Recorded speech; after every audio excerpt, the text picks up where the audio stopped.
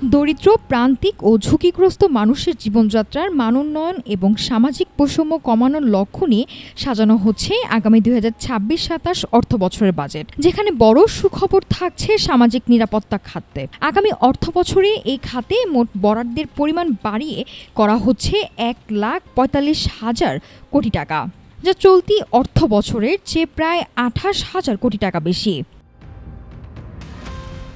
আসন্ন বাজেটে যুক্ত হচ্ছে বেশ কিছু নতুন ও জনমুখী কর্মসূচি, যার মধ্যে অন্যতম ফ্যামিলি কার্ড। আগামী অর্থবছর থেকে 41 লাখ নারী প্রধান পরিবার প্রতি মাসে পাবেন 2,500 টাকা করে।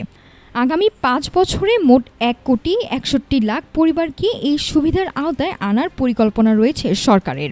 এর পাশাপাশি কৃষকদের সহায়তায় যুক্ত হচ্ছে কৃষক কার্ড, যেখানে 42 লাখের বেশি কৃষক বছরে পাবেন 2,500 টাকা। 4টি শ্রেণীতে ভাগ করে 16,513 জনকে দেয়া হবে মাসিক সম্মানী ভাতা, যা সর্বোচ্চ 20,000 টাকা পর্যন্ত। এছাড়া প্রথমবারের মতো দেশের 2.5 লাখের বেশি ইমাম, মুয়াজ্জিন, পুরোহিত ও খাদেমদের জন্য মাসিক সম্মানী ও উৎসব ভাতার ব্যবস্থা রাখা হচ্ছে নতুন এই বাজেটে।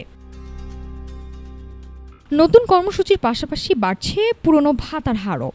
বয়স্ক ও বিধবা ভাতা বাড়িয়ে 700 টাকা এবং প্রতিবন্ধী ভাতা বাড়িয়ে 1,000 টাকা করা হচ্ছে। ক্যান্সার ও কিডনি সহ জটিল রোগীদের আর্থিক সহায়তা 50,000 থেকে বাড়িয়ে করা হচ্ছে 1 লাখ টাকা।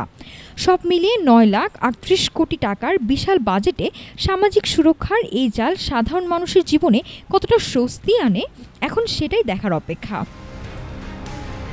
নাফিসা সামিয়া, ঢাকা টুডে।